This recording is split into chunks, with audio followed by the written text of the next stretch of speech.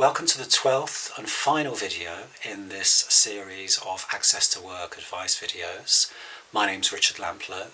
We've got to the stage where you've completed your support plan, you've sent it to your allocated advisor at Access to Work, the support plan has included the 3 quotes. What happens next? Well, almost certainly your contract will be approved. At the start of video 5, I expressed some concerns about the accessibility of the Access to Work website for people with learning disabilities and for some autistic people.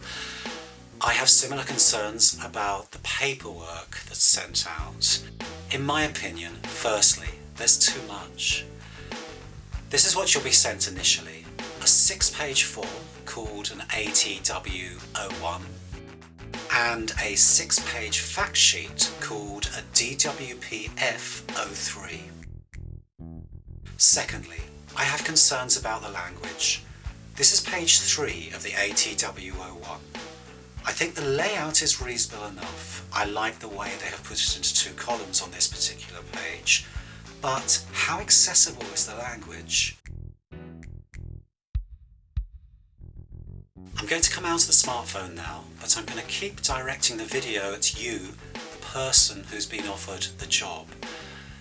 The information that follows from this point gets a little bit complicated to explain, so it's a really good idea if there's a parent or a key supporter or somebody you know well and trust who can watch this part of the video with you and help explain things.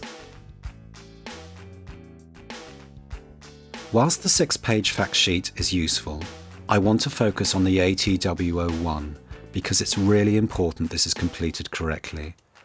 Page 1 is, in my opinion, pretty clear. Box A will have your name and address, Box B the job title, and Box C the employer's details, including the person who is the main contact. You can see that D says job coach, and what's in Box E is the hourly rate and the total number of hours approved in the contract. Box G tells you the total cost of the support, and Box H tells you Access to Work are paying for all of it.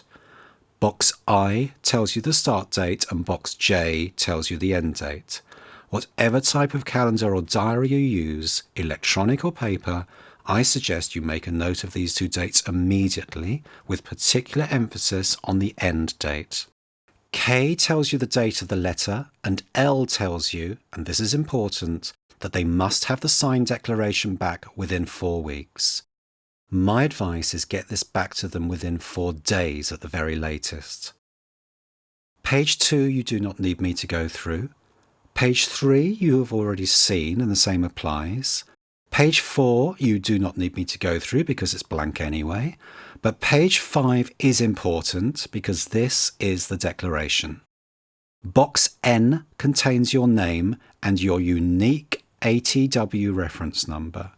O repeats you are getting a job coach. Box P repeats the hourly rate and the total number of hours, and Q repeats G from earlier, and R repeats H.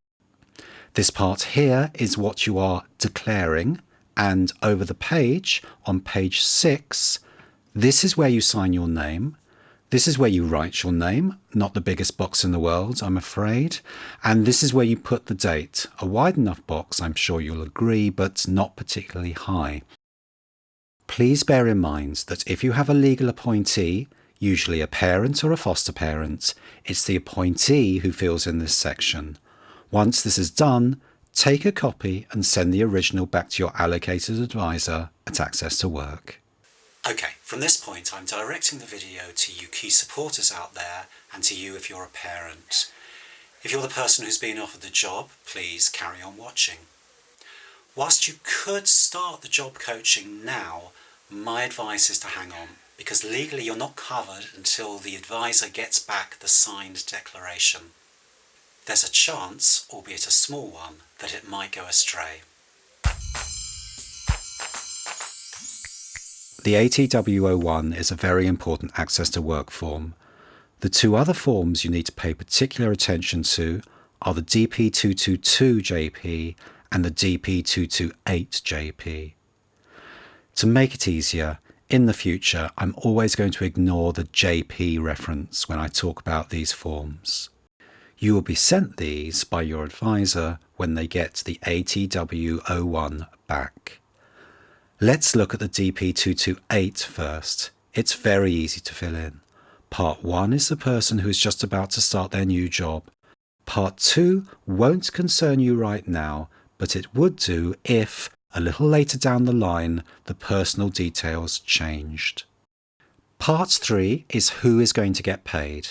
It might be the organisation that employs the job coach, or it might be the job coach if they're working on a freelance basis. My next minute of advice is really important. What I need you to do is think back all the way to video 2 in the series, when I talked about the permitted work rule. If you are going to be using the permitted work rule, the job coach that's carrying out the support cannot be a freelancer. Well, I can't be 100% certain of that. All I can say is that on the permitted work paperwork, there's a box that quite clearly asks you to write down the address of the organisation employing the job coach. And they even ask for the company stamp. I don't even think I've seen a company stamp in 20 years, but that's what they ask for. You see where I'm going with this. The permitted work people want to be reassured that the job coach works for an organisation that is recognised for providing job coaches. Access to Work, as far as I know, will never ask for this reassurance. The main reason, I'm assuming, is this. Access to Work are putting the disabled person in charge of the process. Most ATW users are people with physical disabilities and/or sensory impairments. As long as these people are happy with their choice of work-based supporter, so are Access to Work. These work-based supporters might be employed by the disabled person. They might be employed by a local support organisation or a local recruitment agency. None of this matters to Access to Work. Their responsibility is to pay the individual or organisation identified in Part 3 of the DP228. They view it that it's this person's or organisation's responsibility to pay the job coach. On screen now are the pages you need to complete.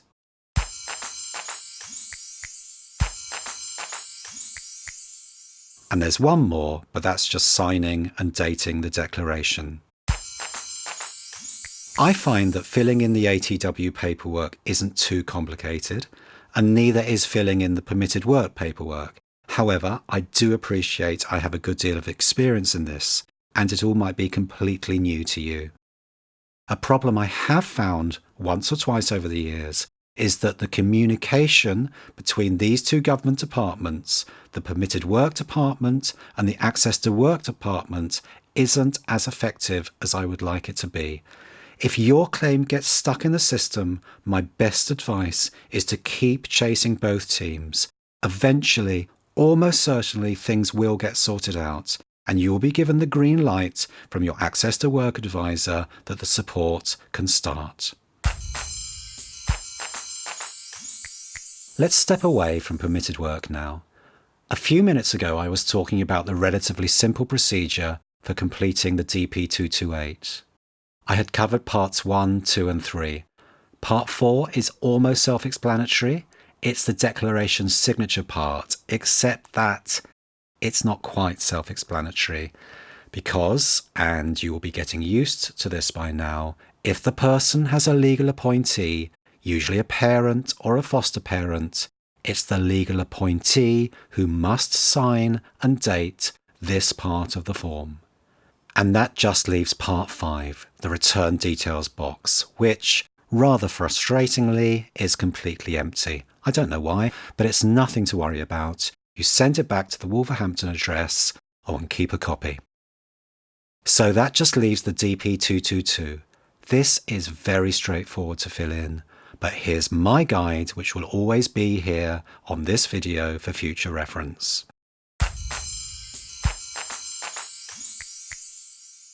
Part 1 is easy. I don't even need to explain it. Part 2 is also very easy, But for me, a curious omission on this side of the form is that you're not asked what kind of work-based supporter you're claiming for during the calendar month. It's not a bad idea, if it's a job coaching contract, for example, to write job coach here. I say this because if the employee is also being supported by a travel buddy, even though that might be the same person doing the support, use a different DP222. For that DP222, write travel buddy up here.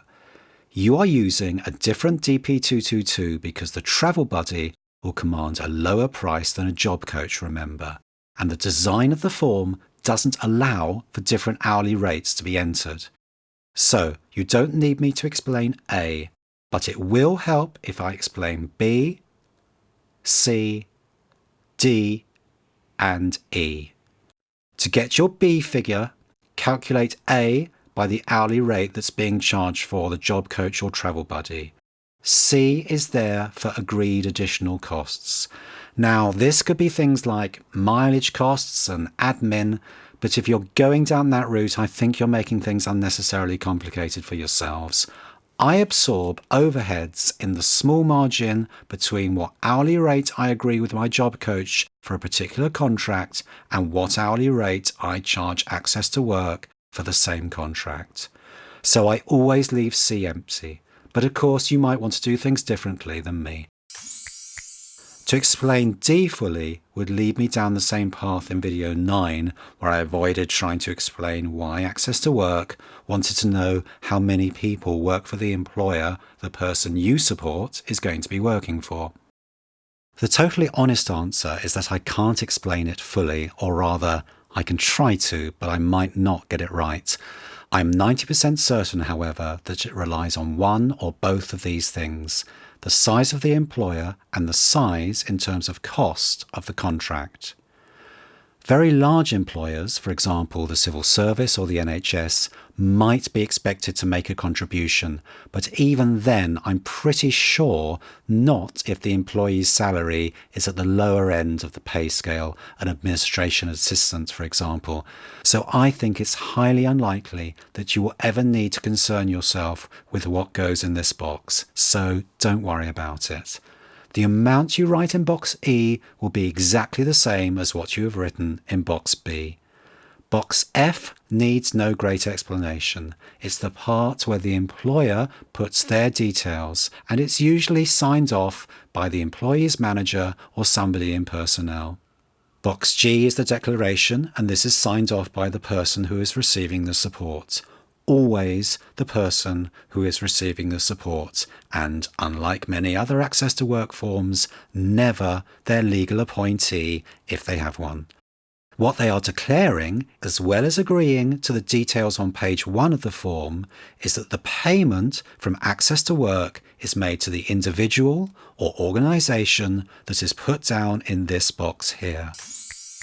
What the job coaches I employ tend to do is, once the other details of the form have been filled in, is explain to the employee that it's the name of my limited company that's inserted here because it's my limited company that's paying the job coach. This ties up, of course, with the information on the DP228 that I explained earlier in this video. The box on the DP222 isn't particularly large, so normally the job coach fills this in and then the employee signs and dates it. As I say, unlike many other Access to Work forms, it's the employee's signature you need here, not the signature of their legal appointee if they have one. Access to Work have left box H blank, but it's the Wolverhampton address you need to use. At the end of each calendar month, the DP222 needs to be sent to Access to Work, along with an invoice from the organisation or individual that's named on the DP228. These must be sent in the post, not electronically.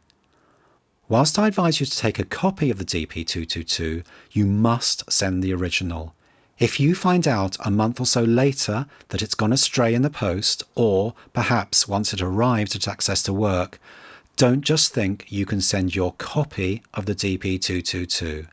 Whilst it's inconvenient, go back to the employer, Fill in a fresh form using the information from your copy, ask the employer and the employee to sign it, and then send this DP222 to Access to Work.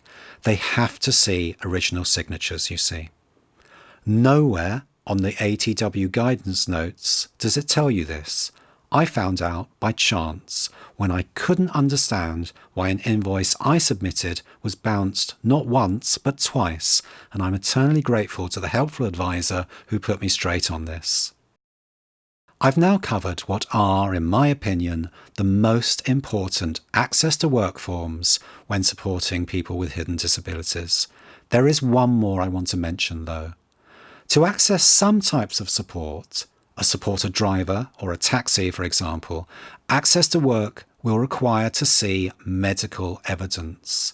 Here's the ATW06 form that they use.